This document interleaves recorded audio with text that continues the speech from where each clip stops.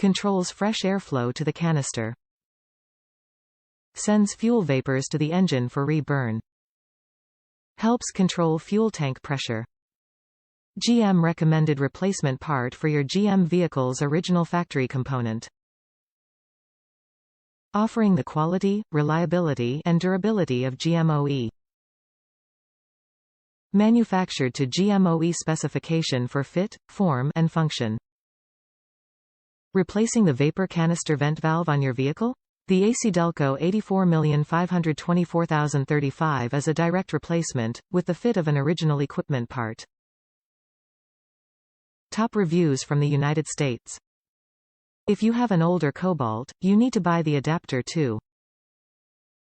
I have a 2006 Chevy Cobalt LS.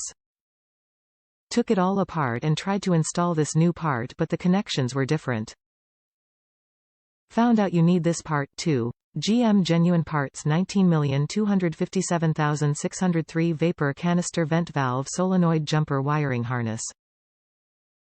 GM changed the connection, and you must buy the wiring harness converter. Make sure you buy both with the older models. Not sure what the cutoff is, but definitely required for 2005-06 models.